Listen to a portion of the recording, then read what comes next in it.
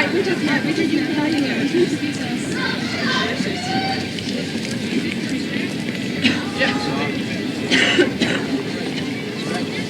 Hey Mark, how you doing?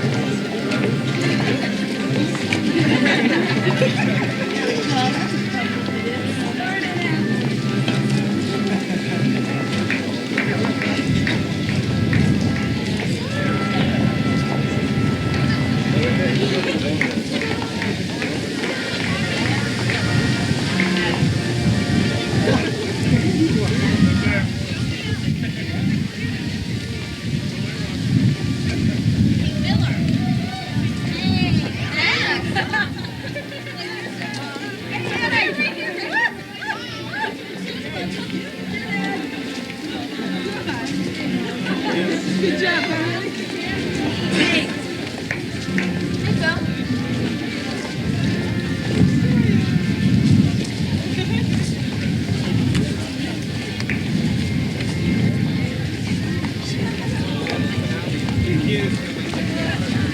Jay, just come up.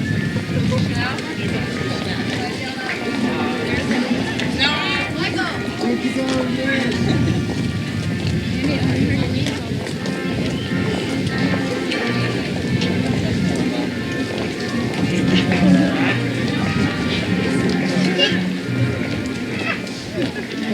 Take a picture of me. All right.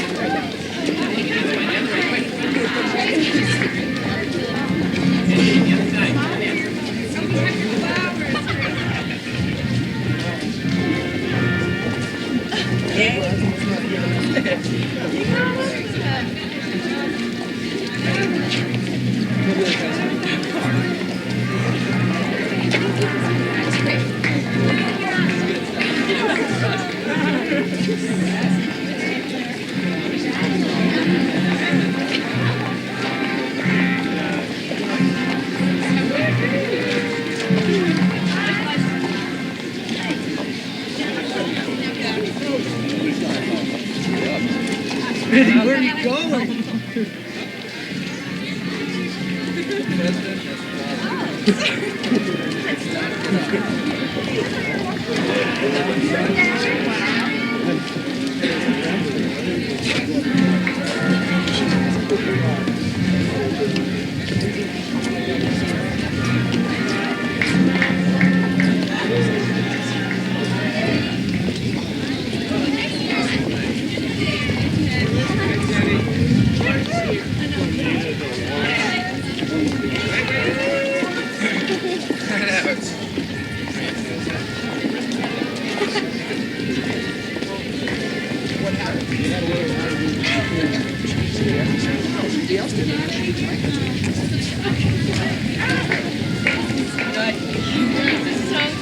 So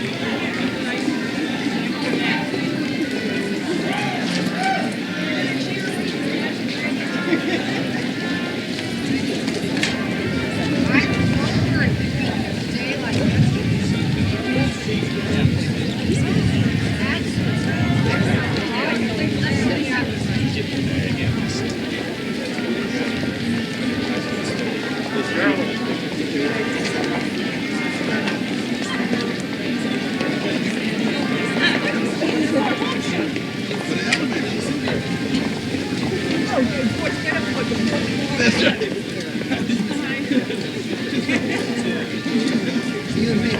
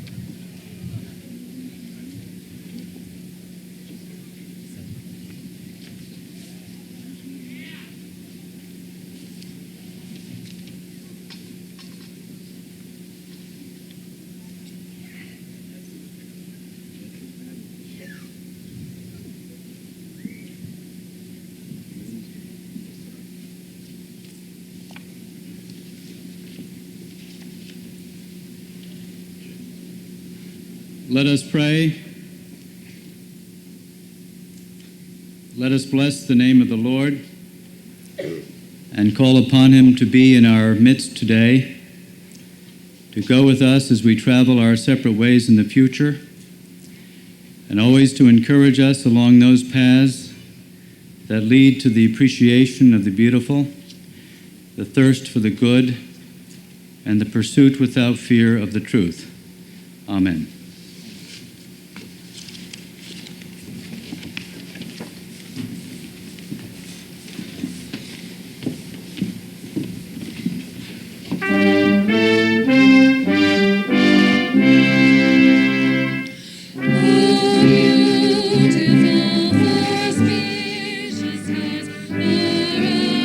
Speechless,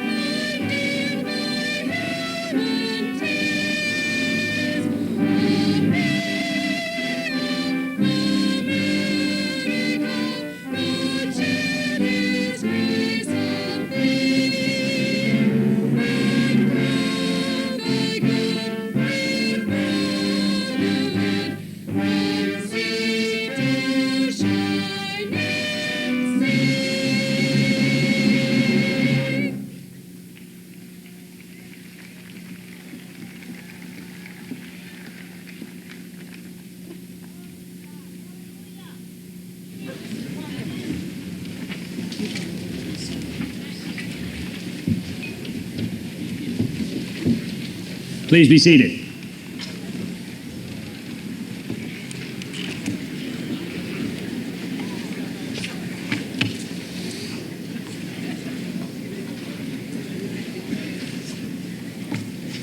Welcome, one and all. At Trinity's first commencement, it was planned that each graduating senior would touch the Bible before receiving a diploma. Unfortunately, no one remembered to bring a Bible. So Bishop Brownell, whom you see behind me, with ready ingenuity, substituted the small notebook which contained the commencement exercises. Each year since then, this traditional book has been used, so it has become a common bond among all Trinity graduates. As the students remember from their matriculation ceremony, the president entrusts this ancient book to the faculty at the beginning of each academic year. At commencement, it is returned to the president so that those who graduate may touch it.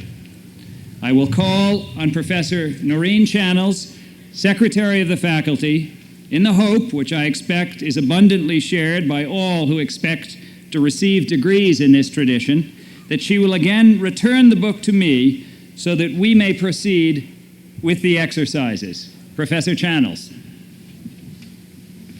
This precious book has been touched by each graduating class on commencement day. It is a symbol of knowledge, committed to the care of the faculty during this past year. On behalf of the faculty, I now present it to you, Mr. President, that you may once again place it in the hands of those who are about to be graduated.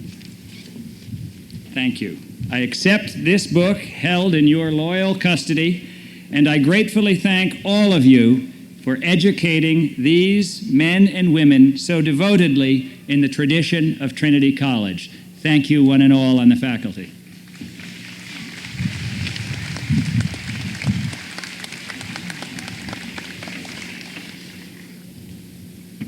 Alfred James Capel, Chairman of the Board of Trustees, will present the candidates for honorary degrees.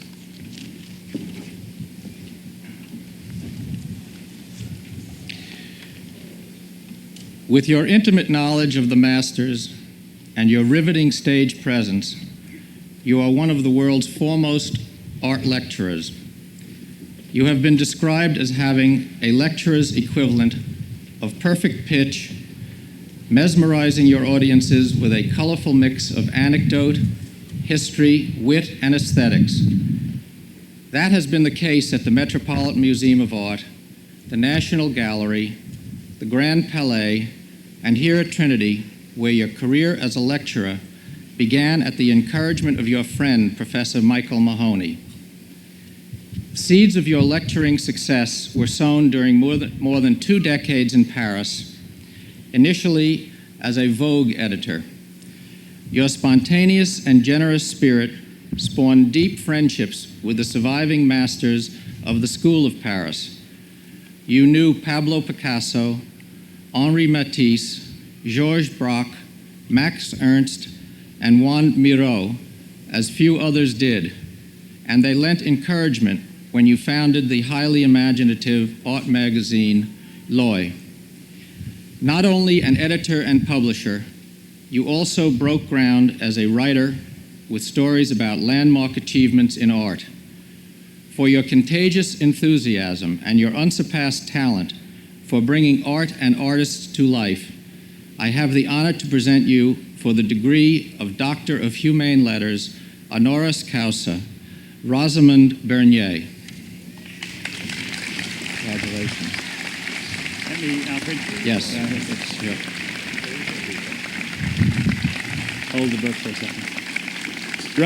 Rosamond Bernier, auctoritate huius collegi mihi concredita, te admitto ad titulum gradumque literarum humaniorum doctoris honoris causa, omnia iura privilegia dignitates honores et insignia quae hic aut usquam alibi ad abeendum gradum evectis concedi solent, ego hinc te adorno et condecoro, et cuius in rei testimonium tibi hoc diploma do. By the authority of this college vested in me, I confer upon you, Rosamond Bernier, the degree of Doctor of Humane Letters, honoris causa. All the rights, honors, privileges, and powers thereunto appertaining, I hereby give and award to you, and in witness thereof present to you this diploma. Congratulations. Thank you with all my heart.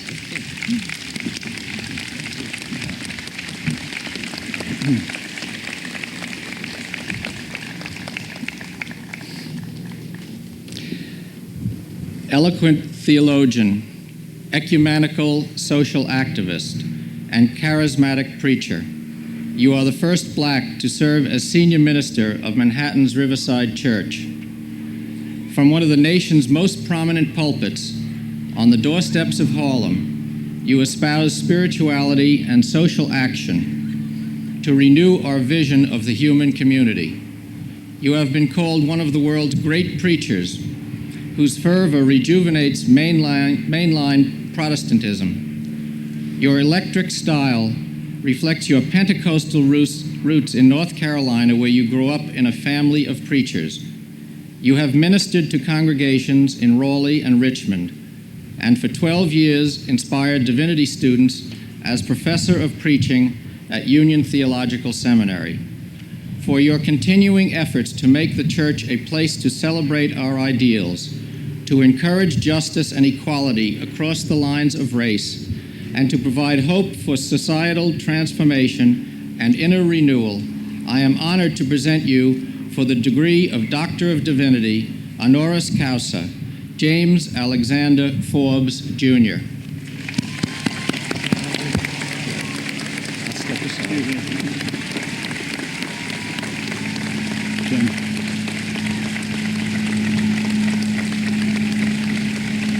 Auctoritate huius collegi mihi concredita te admitto, Reverend James Alexander Forbes, Jr., ad titulum gradumque divinitatis doctoris honoris causa, omnia jura privilegia dignitates, honores et insignia quae hic aut usquam alibi ad eundum gradum evectis concedi solent, ego hinc te adorno et condecoro, et cuius in re testimonium tibi hoc diploma do. By the authority of this college vested in me, I confer upon you, Reverend James Alexander Forbes, Jr., the degree of Doctor of Divinity, honoris causa.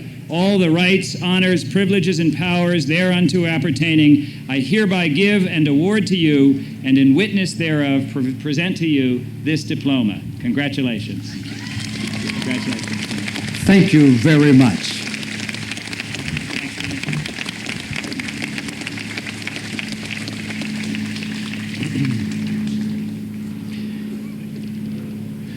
You are the son of self-educated Russian immigrants whose steady encouragement and wide-ranging interests imbued in you a love of learning. An encounter in high school with a short book by Einstein entitled Relativity persuaded you to forego a scholarship at the Art Institute to study physics at the University of Chicago. Inspired by your mentor, Enrico Fermi, you developed research interests in experimental high energy and elementary particle physics. A member of the physics faculty at MIT since 1960, you have earned acclaim for your search for simplicity at the deepest levels of matter. Your experiments at the Stanford Linear Accelerator Center confirmed the existence of quarks, now accepted as the fundamental building blocks of all matter. This groundbreaking discovery earned you and your colleagues, Henry Kendall and Richard Taylor, the 1990 Nobel Prize in Physics. For your restless curiosity and your continuing quest to find an essential order in a seemingly disorderly world, I have the honor to present you for the degree of Doctor of Science, honoris causa, Jerome Isaac Friedman. Here you go, Jerry. Hold that. Auctoritates huius collegi mi concredita te admitto, Jerome Isaac Friedman, ad titulum gradumque scientiae doctoris, honoris causa. omnia iura privilegia dignitates honores et insignia quae hic aut usquam alabi ad eundum gradum evectis concedi solent ego hinc te adorno et condecoro et cuius in re testimonium tibi hoc diploma do.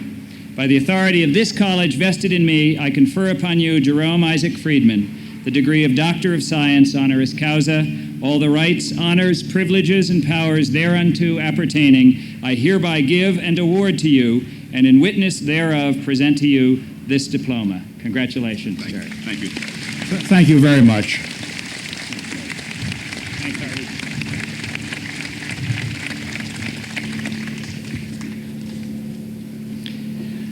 More than 800 infants have been comforted in your arms during your long career of caring for the innocent victims of our society.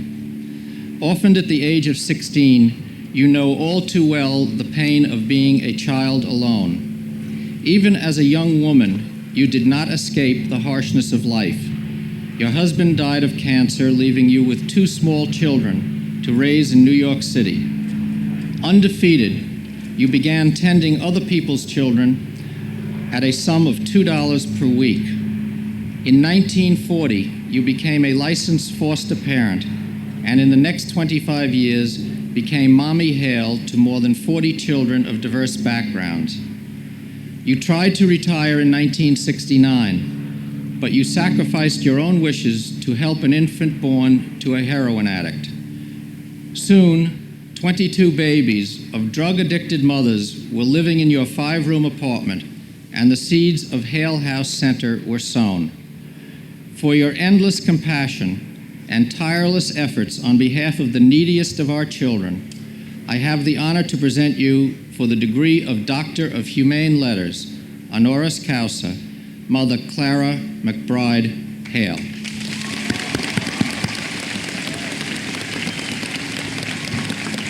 Mother Hale, step up here with me and hold this book.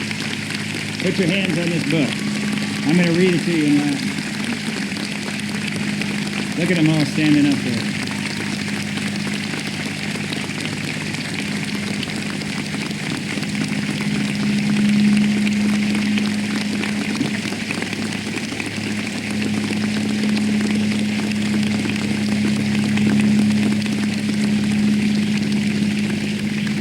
Auctoritate huius collegi mi concredita te admitto Clara McBride Hale ad titulum gradumque literarum humaniorum doctoris honoris causa omnia iura privilegia dignitates honores et insignia quae hic aut usquam alibi ad eundum gradum evectis concedi solent ego hinc te adorno et condecoro et cuius in re testimonium tibi hoc diploma do.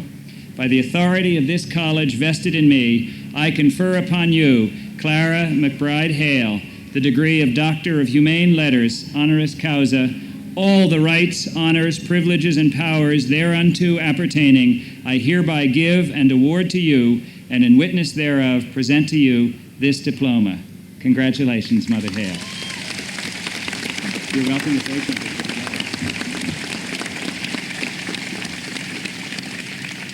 Thank you very much. That's all I have to say. Thank you very much. Thanks, Diane.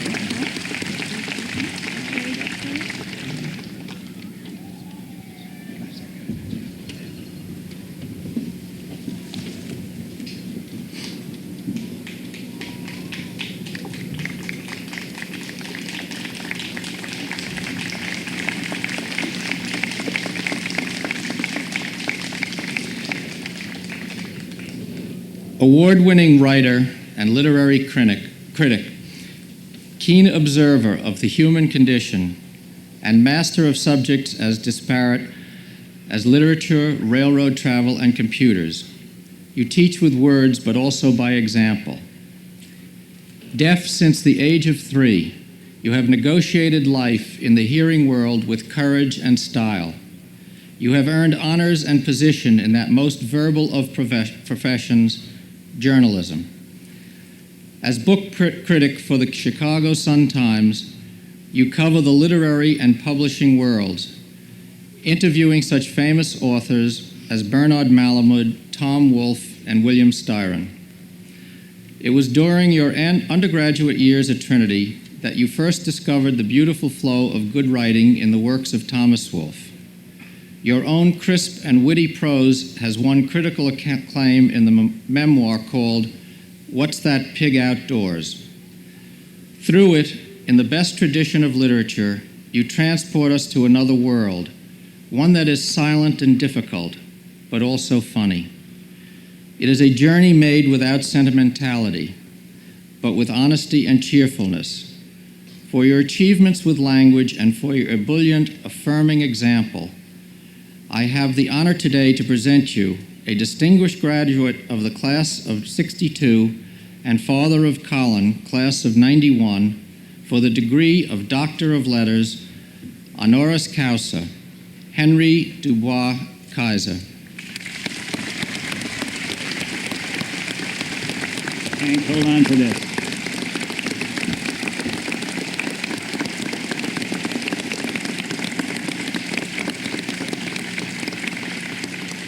Auctoritate huius collegi mihi concredita, te admito Henry Dubois Kaiser ad titulum gradumque literarum doctoris honoris causa, omnia iura privilegia dignitates honores et insignia, quae hic aut usquam alibi ad eundum gradum evectis concedi solent, ego hinc te adorno et condecoro, et cuius in rei testimonium tibi hoc diploma do. By the authority of this college vested in me, I confer upon you, Henry Dubois Kaiser, the degree of Doctor of Letters honoris causa, all the rights, honors, privileges, and powers thereunto appertaining, I hereby give and award to you, and in witness thereof, present to you this diploma. Congratulations, Hank. Thank you very much.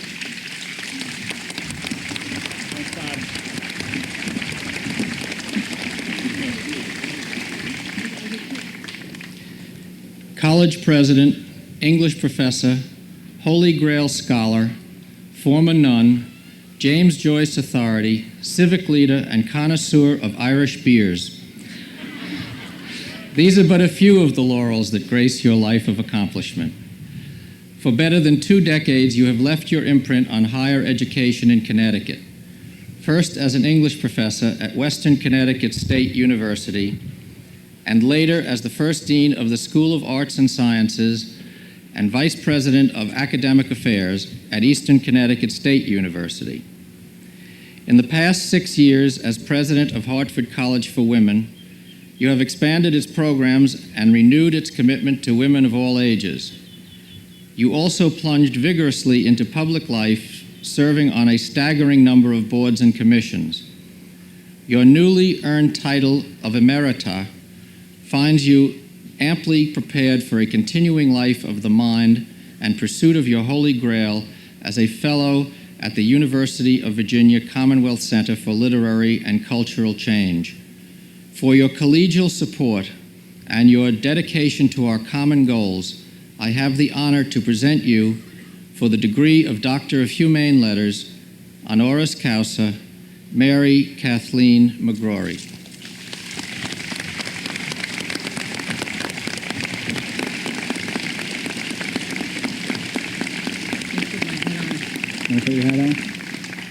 Auctoritate huius collegi mihi concredita, te admito M. Kathleen McGrory ad titulum gradumque literarum humaniorum doctoris honoris causa, omnia iura privilegia dignitates honores et insignia, quae hic aut usquam alibi ad eundum gradum evectis concedi solent, ego hinc te adorno et decoro, et cuius in rei testimonium tibi hoc diploma do. By the authority of this college vested in me, I confer upon you, M. Kathleen McGrory, the degree of Doctor of Humane Letters honoris causa, all the rights, honors, privileges, and powers thereunto appertaining, I hereby give and award to you, and in witness thereof present to you this diploma. Congratulations, Kathleen.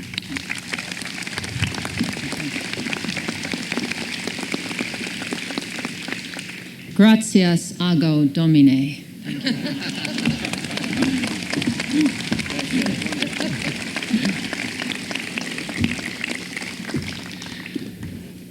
A broadcast essayist with a unique style and wit, You share your views of the human condition on the daily Osgood File that touches more than 11 million loyal listeners. Your relaxed, artfully crafted commentaries cover topics from breaking news to the foibles of everyday life. You are the only correspondent with the courage to report the news in doggerel verse.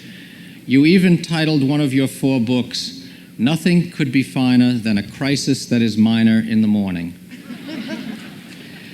Though you are also a familiar face on television as a co-anchor of the CBS Morning News, you remain devoted to radio, which you describe as the more visual medium because the audience concocts better images to accompany the script.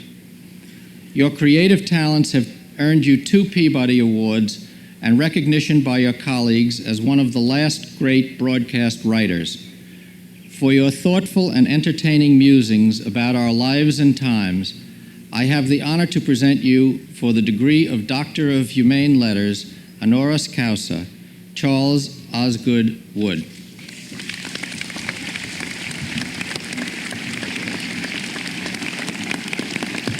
You know this Latin stuff. Auctoritate huius collegi mihi concredita te admitto, Charles Osgood Wood, ad titulum gradumque literarum humaniorum doctoris honoris causa, omnia iura privilegia dignitates honores et insignia, quae hic aut usquam alibi ad eundum gradum evectis concedi solent, ego hinc te adorno et condecoro, et cuius in rei testimonium tibi hoc diploma do. By the authority of this college vested in me, I confer upon you, Charles Osgood Wood, the degree of Doctor of Humane Letters honoris causa. All the rights, honors, privileges, and powers thereunto appertaining, I hereby give and award to you, and in witness thereof present to you this diploma. Congratulations.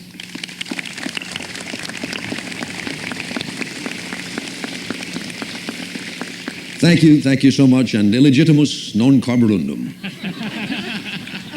You sit over here now. I know what that means, too.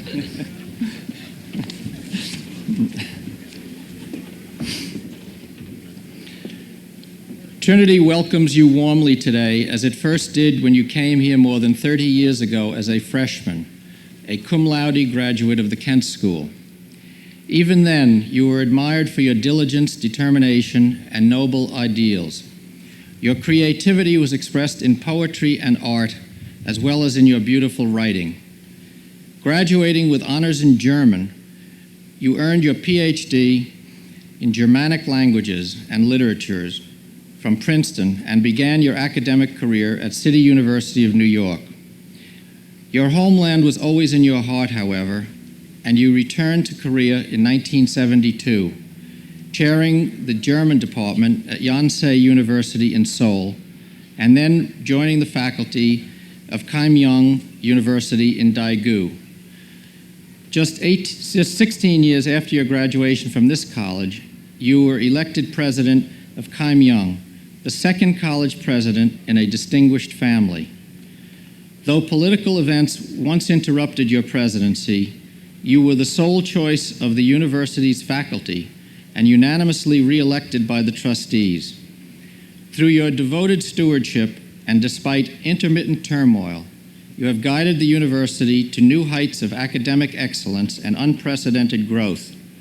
For your outstanding achievements gained at great personal sacrifice, I have the honor today to present you, an outstanding graduate of the class of '62 and father of Genki, class of '91, with the degree of Doctor of Humane Letters, honoris causa, Sin Ely.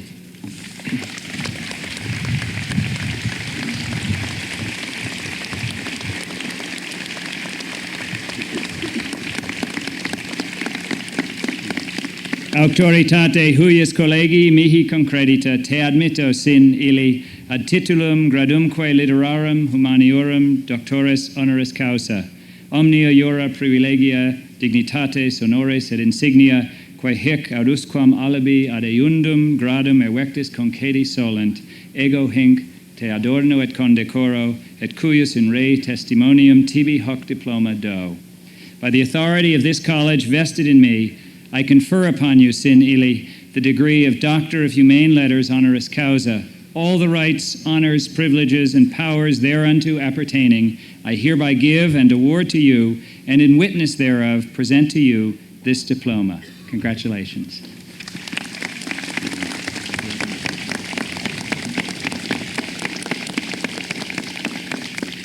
대단히 감사합니다.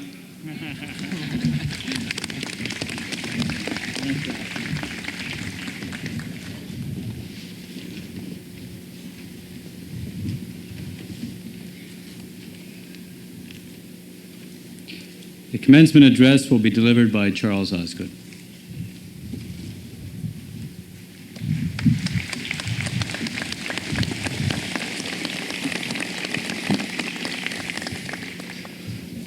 President Garrity, trustees, staff, learned faculty, distinguished honorees, honored guests, parents, family, friends, and members of the Trinity College graduating class of 1991. I'm delighted to be here and to take part in this very special day in your lives. I'm grateful for the honor of the degree that you've bestowed, but I must tell you that I feel unworthy. My only earned degree is a BS degree in economics from Fordham. Happily for me, however, I have discovered that in my line of work, a little BS can take you a long way.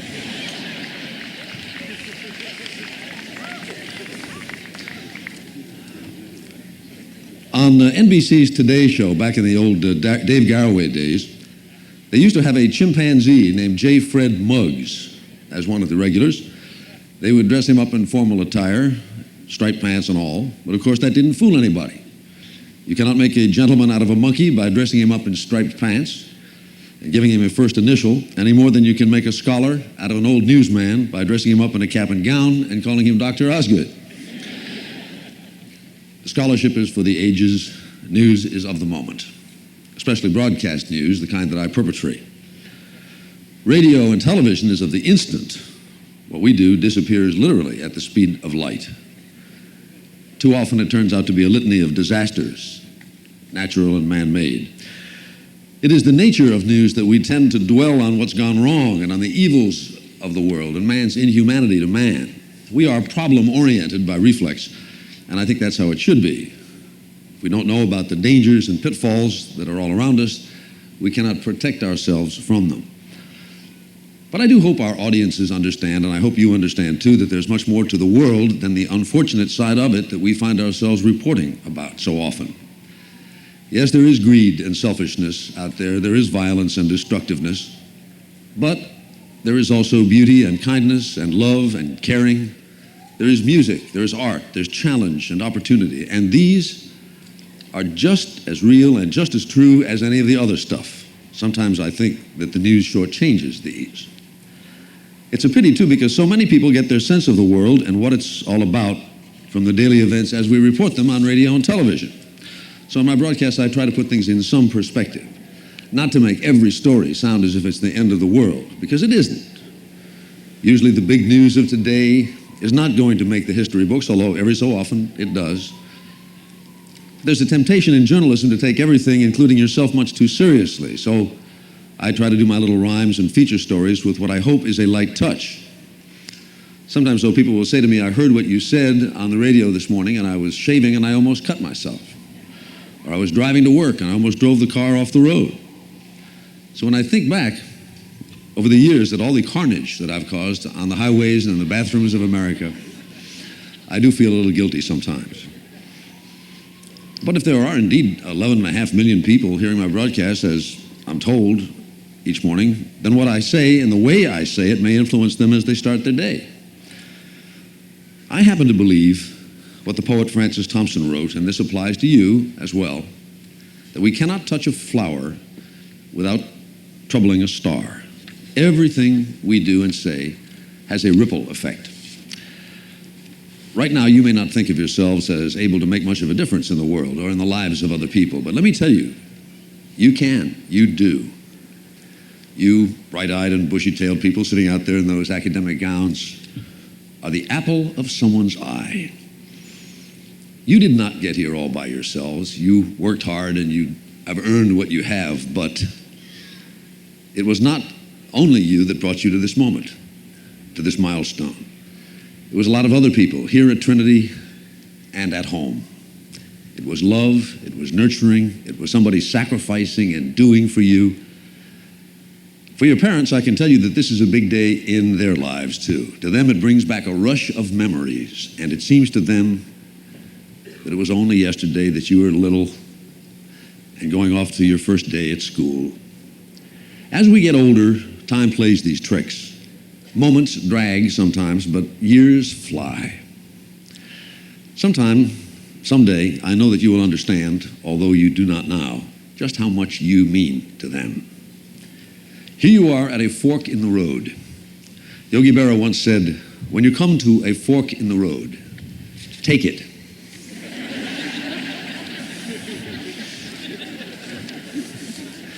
That's not very much help, is it? Which way to go? Where do these roads lead? I wish I could tell you, but I can't because I don't know. I have my hands full as it is trying to keep track of the present. Although come to think of it, if I was afraid to discuss this subject simply because I didn't know anything about it, what sort of a network newsman would I be? Do you know what gyromancy is? Gyromancy is the art of prophecy by spinning around in circles until you get so dizzy you fall down. We do a certain amount of gyromancy in my Dodge, but we prefer to call it news analysis. My favorite quote about the future is from a politician by the name of James T. McSheehy. He was a member of the San Francisco Board of Supervisors around the turn of the century. He said, as I look down the invisible pathway of the future, I can see clearly before me the footprint of the hand of fate. They don't make them like old McSheehy anymore. Yes, they do, somebody said. Yes, they do. I don't know about the future, but I know this much. Your future is only partly in the hands of fate. It is in your hands as well. You've learned a lot in these years at Trinity College. You have read and studied and have been exposed to the accumulated wisdom of the ages. And you have learned a great deal about yourself, too. And that's important. To succeed in life, you have to have three things. A sense of identity, to know who you are. A sense of purpose, a project. As Dr. Forbes said in his magnificent baccalaureate talk this morning, you have to have a dream that you are determined to achieve. And action, the willingness, the determination to make it happen, to work and strive to make the dream come true. And you will continue to learn about yourself and about your worlds.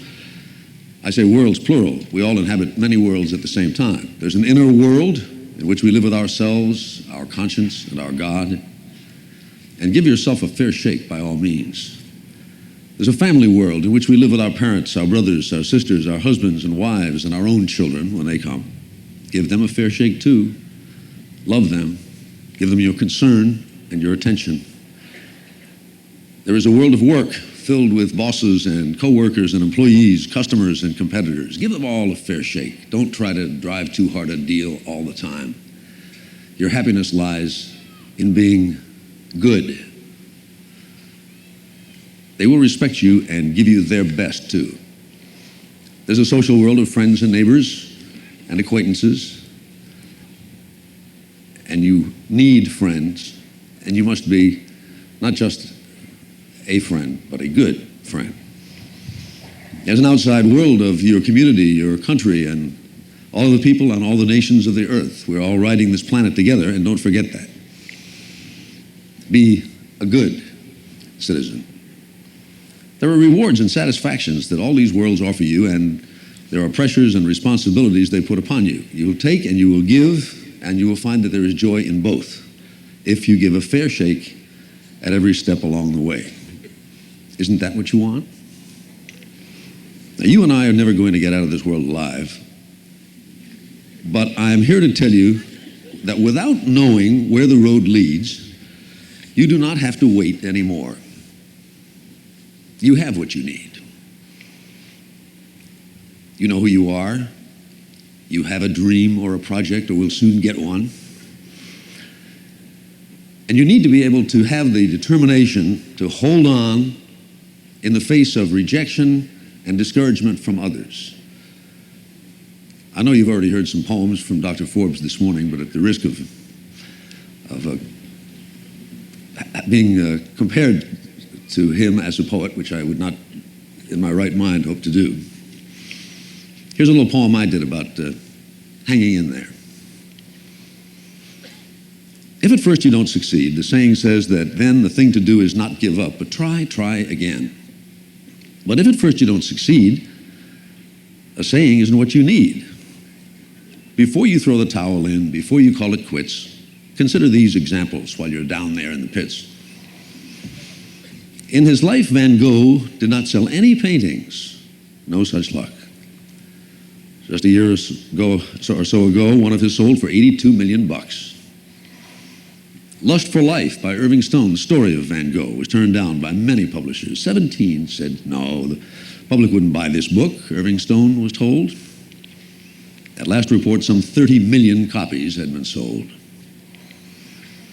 Julia Child's first cookbook was rejected. She would be the first to say it failed as flat out as a novice's souffle. The Beatles were rejected, and it seemed they might be through before Parlophone took them on in 1962. A balding, skinny actor, it's in black and white right there, can dance a little, says the sheet rejecting Fred Astaire. The inventor Robert Fulton had a quite inventive dream of ships that would be powered not by wind, you see, but steam. Fulton's Folly, they all called it. It would never leave the dock. And the man who was behind it was, of course, a laughingstock. Lech Wałęsa led a shipyard strike and was told by one and all it was hopeless and he shouldn't beat his head against the wall. Young part-time reporter in 1933 who worked for just $1 a day at the old KTUT was told he'd better stick to print. Air talent wasn't his. Sorry, Walter, he was told, but that's the way it is.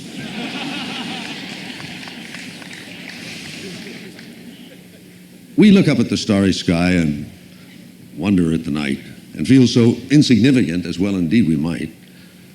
But if we let our dreams pass by untested on our shelves, the fault, dear Brutus, lies not in our stars, but in ourselves. To dream, as Mr. Shakespeare wrote, to dream, there's the rub. And if at first you don't succeed, well, welcome to the club.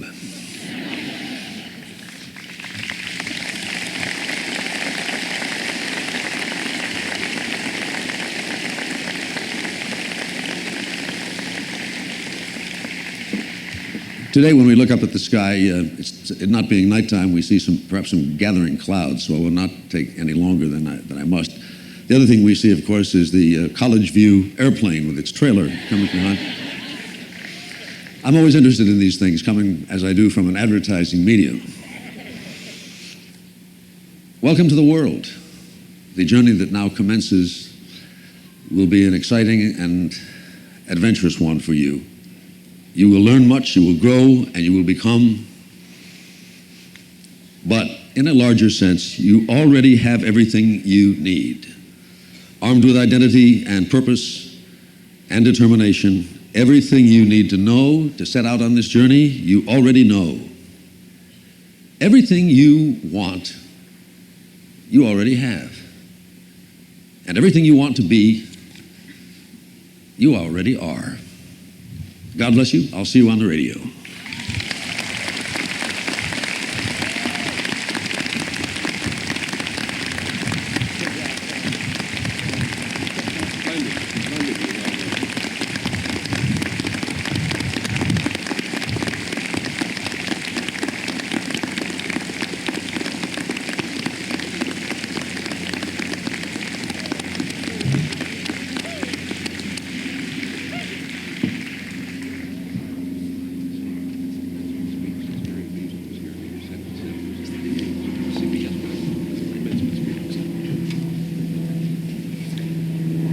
The candidates for the degrees of Bachelor of Arts and Bachelor of Science will rise.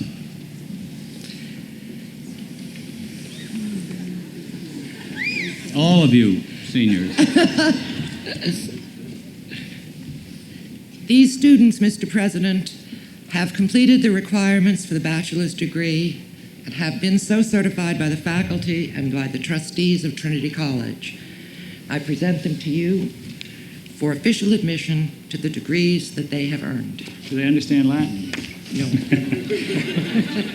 Auctoritate huius collegi mihi concredita vos admitto ad titulum gradumque artium baccalaureae aut baccalaureae aut scientiae baccalaureae aut baccalaureae indicatum vestro gradu. Omnia jura privilegia dignitates honores et insignia quae hic aut usquam alibi ad eundum gradum evectis concedi solent, ego hinc vos adorno et condecoro, et cuius in re testimonium vobis haec diplomata do. By the authority of this college vested in me, I admit you to the degree of Bachelor of Arts or Bachelor of Science as indicated by your certification. All the rights, honors, privileges, and powers thereunto appertaining, I hereby confer on you, and in witness thereof, I will present to you these diplomas. Congratulations.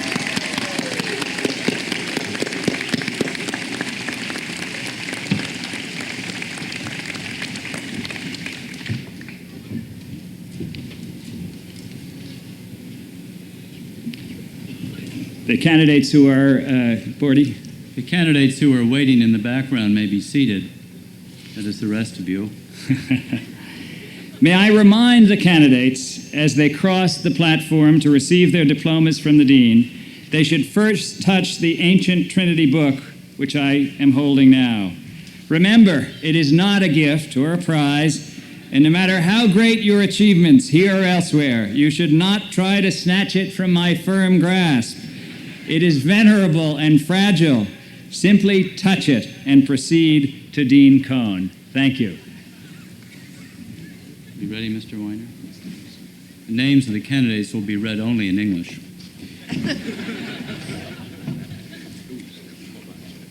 Adil Mohammed Sanaullah, valedictorian and optimist, graduating with honors in general scholarship and honors in mathematics.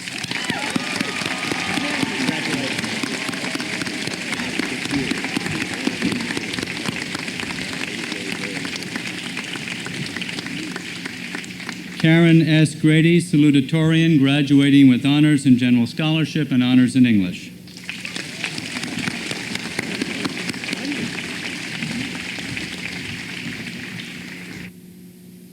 With honors in computer major, coordinated with economics. Congratulations. Gail Krupp-Katz with honors in classics. John Robert Knapp with honors in chemistry. Kimberly Ann Colasar with honors in English. Lisa Christine Leonard with honors in English and modern languages French. Gina Christine Lucas with honors in history. Michelle Marie Lucy with honors in interdisciplinary Renaissance and medieval studies. Thank you. Jacqueline Elizabeth Marziti with honors in psychology. Lilia Mercedes Mauricio with English and area studies with honors in area studies. Andrew Gerald McAllister with honors in English. Tracy Thompson Miller with honors in history. Kara Marie Mulway with honors in English. Rita Ann Monday with honors in biology. Margaret Elder Montgomery with honors in English. Joanne M. Zamparo. Rita Mara Zanbergs. Scott Michael Zoltowski. This completes the bachelor's degrees.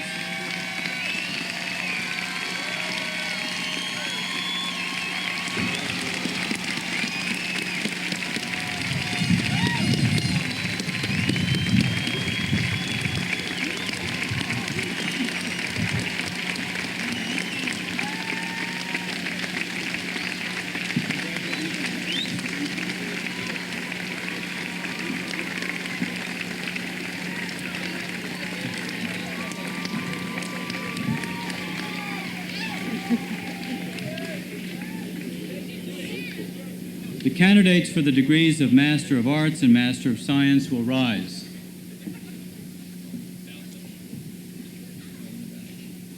These students, Mr. President, have completed the requirements for the master's degree and have been so certified by the faculty and by the trustees of Trinity College. I present them to you for official admittance to the degrees they have earned. Auctoritate huius collegi mihi concredita, vos admitto ad titulum gradumque artium magistri ad magistrae, ad scientiae magistri ad magistrae, indicatum vestro gradu, omnia jura privilegia dignitates, honores et insignia, quae hic aut usquam alibi ad eundum gradum evectis concedi solent, ego hinc vos adorno et condecoro, et cuius in rei testimonium vobis haec diplomata do. By the authority of the college vested in me, I admit you to the degree of Master of Arts or Master of Science as indicated by your certification. All the rights, honors, privileges, and powers thereunto appertaining, I hereby confer on you. In witness thereof, I present to you these diplomas. The candidates for the degrees of Master of Arts and Master of Science will come forward in proper order.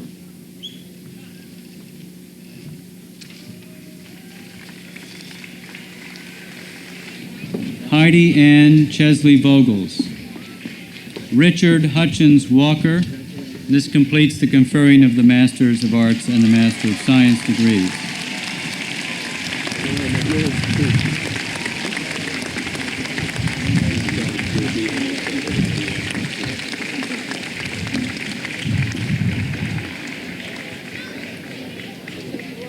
Will Dudley Stewart Blossom IV and Patricia Ann Canavan come forward, please?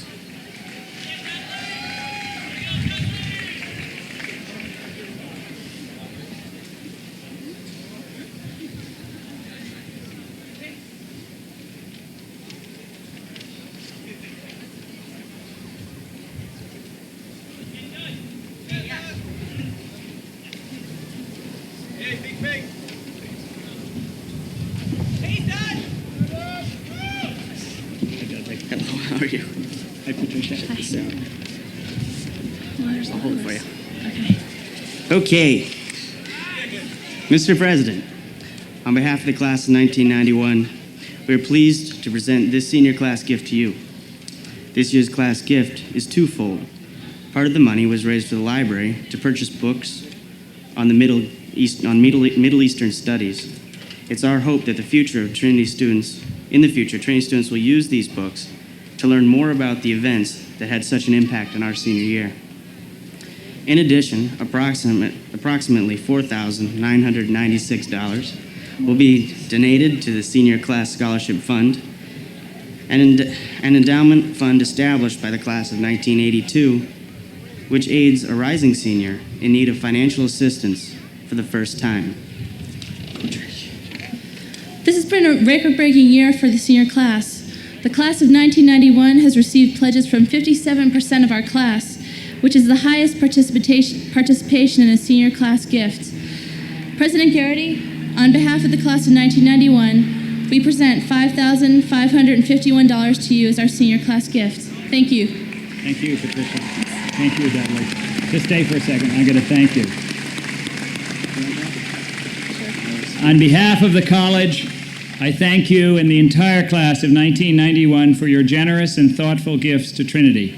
Dudley and Tricia, we're especially grateful to you for your strong leadership in this effort. You've made fine choices in your gifts to the college, expressions of your appreciation for years of learning and living at Trinity and of awareness of the world. Your first gift is a contribution to the Scholarship Fund. This endowed fund was established by the class of 1982 and maintained by each successive class, providing emergency financial aid to a rising senior.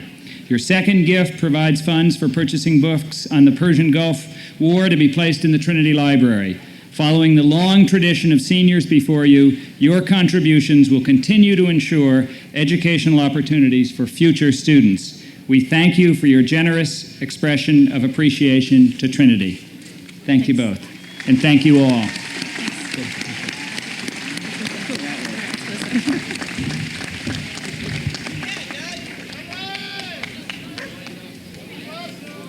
Will Robin Elizabeth Halpern, President of the senior class, come forward?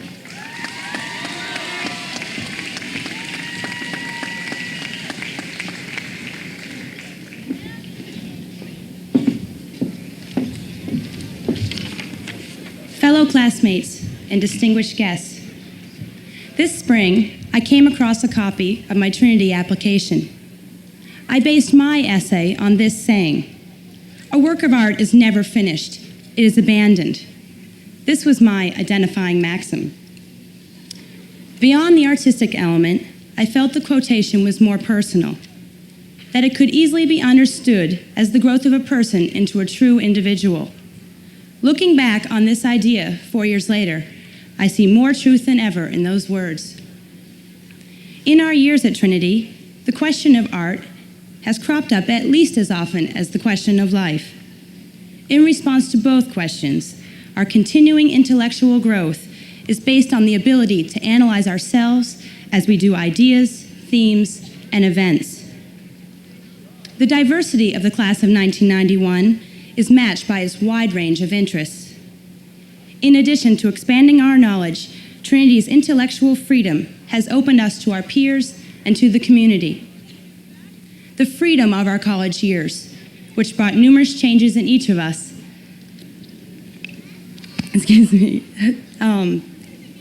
has created a new world whose horizons continue to expand today. In this new world before us, tradition has an honored place. When we were sophomores, the class of 1989 awarded us the coveted college heirloom, an old-fashioned lemon squeezer. The treasure is passed to the class, which demonstrates the best character and the greatest spirit. In turn, that class passes it on in their senior spring.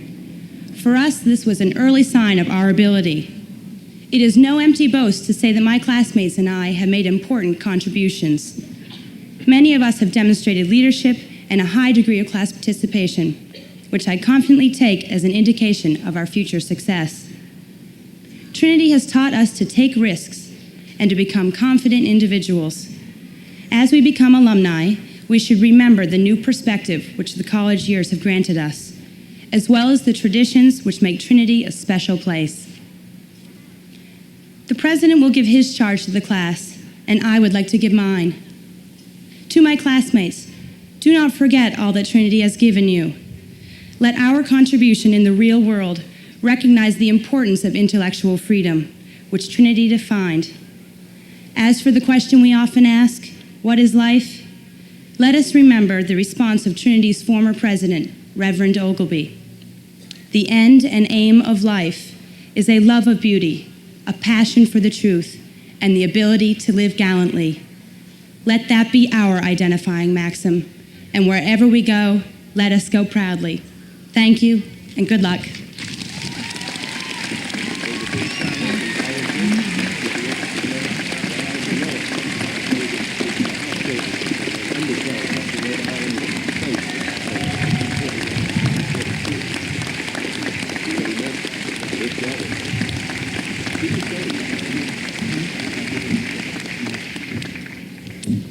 Robin, before I give my charge, I would like to ask you to escort to the podium a member of the class of 1991 who will not be graduating until next year. Would Cameron Biller, Lance Corporal in the United States Marine Corps, please come forward to accept a token of our joy in his safe return from the Persian Gulf?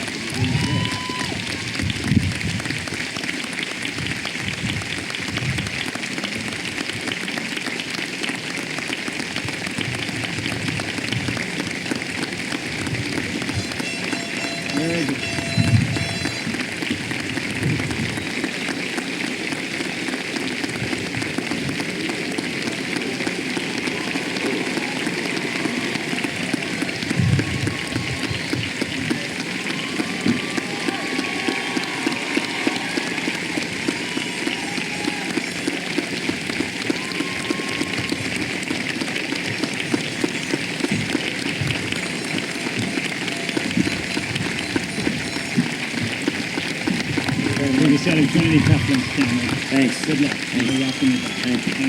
Thank you. All right, sir. Wow.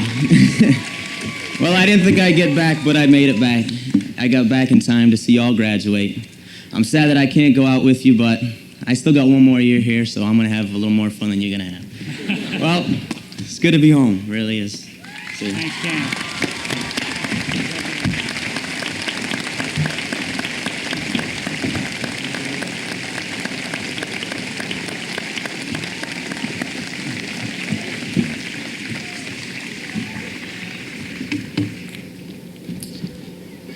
When I was in 7th or 8th grade, I used to sit way back in the class with other reprobates and tune out the day's lessons. We had desks with wooden tops of yellow poplar. They folded up in front of you, making a kind of amber bunker or shield against the world and the nun at the front of the class. I took to hiding library books in the desk and reading them with the wooden top propped up on my wrists. I read a lot of science fiction in those days. I haven't read much since. I can't tell you the authors' names or the books' titles. I can remember what I saw in my mind: gray, rubbery planets with creatures of enormous suppleness and intelligence, shaped like playful cactuses. I can also remember themes that in retrospect seem to me like those of the Odyssey. There were long wars, ambiguous victories, and always the grueling voyage home, a voyage full of terrors and full, too, of a dread that home was not there anymore, that home was either gone forever or changed beyond recognition. There is one story that is vivid to me still. The story told of a voyage in a time machine, a long voyage from the present to a distant past. The hero went back in time to set something right, to prevent a war or a plague. His adventure, perilous as it was, seemed to end well. Yet, as he climbed into his time machine, he left something behind, quite by accident. It was a burnout match, I think. The forgotten match did no harm. It started no fire or cataclysm. But while it worked no obvious change in the world my hero had visited, it remained there, nonetheless, as a small alteration in time. And through some chain of unknown events over the millennia, that cold, forgotten match altered the future. There isn't anything anywhere that doesn't make some difference somewhere, wrote William James. The discarded match my time traveler left behind was to utterly change the future to which he hoped to return. At the end of his voyage back, this modern Odysseus found that he was not returning home at all. His home in the future was gone, altogether gone. As he approached the point on his time chart where it should have been, he found that it was not there and had never had been there. At the end of the story, he himself had forgotten that it ever existed. This story speaks to me still, mythically, of the great uncertainty of our intervention in time and history. This year, your senior year in college, we as a nation engaged in a short, hard war. It involved one of you, Cameron, and 500,000 others, the greatest American troop deployment since Vietnam. We won unambiguously, at a great cost in lives, although not in American lives for the most part. That victory brought us the victors, little that we had predicted and much that we had not. We drove an occupying army from Kuwait, that is certain. But neither the emir nor his people seem to know where the government of Kuwait, or Kuwait as a nation, should go. We destroyed several armies of Iraq and the armaments we feared in that country.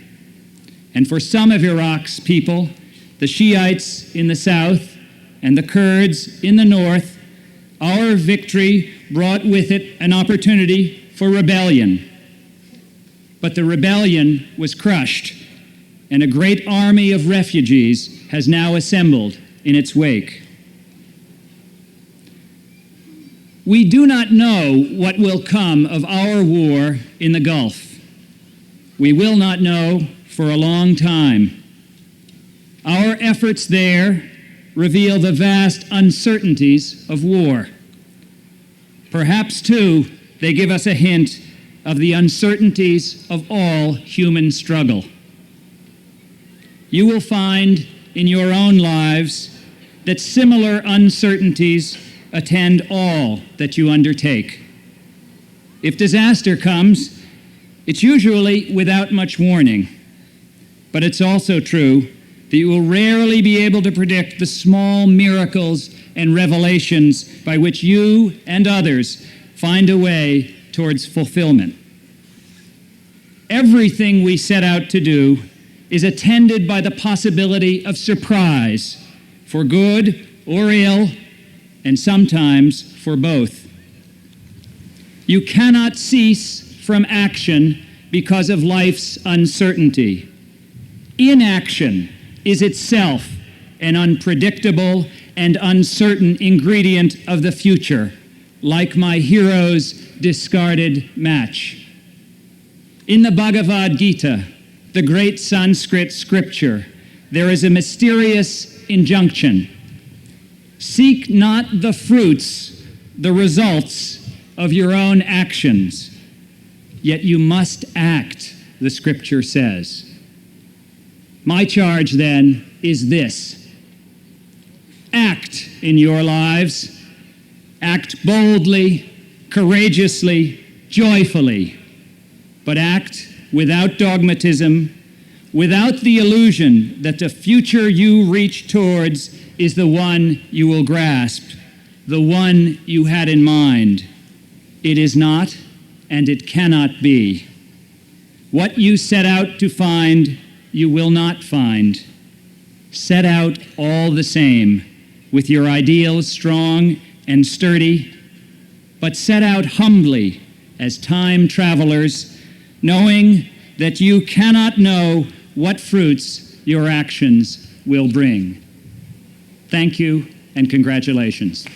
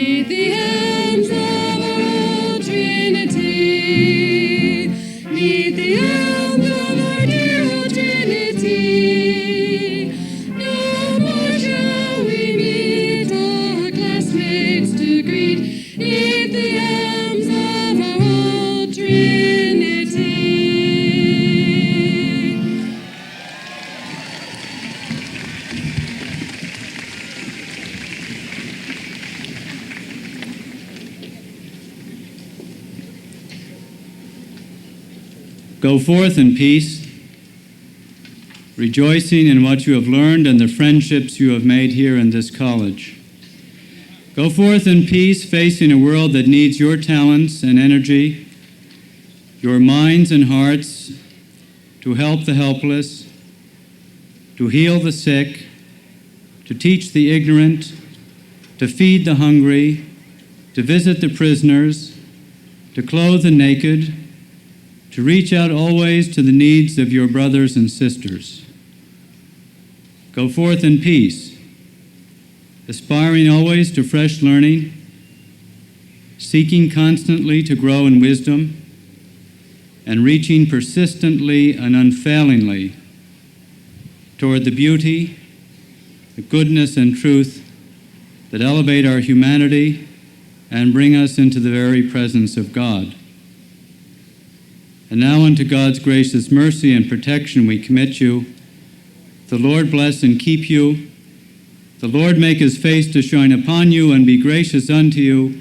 The Lord lift up his countenance upon you and give you peace, both now and evermore. Amen.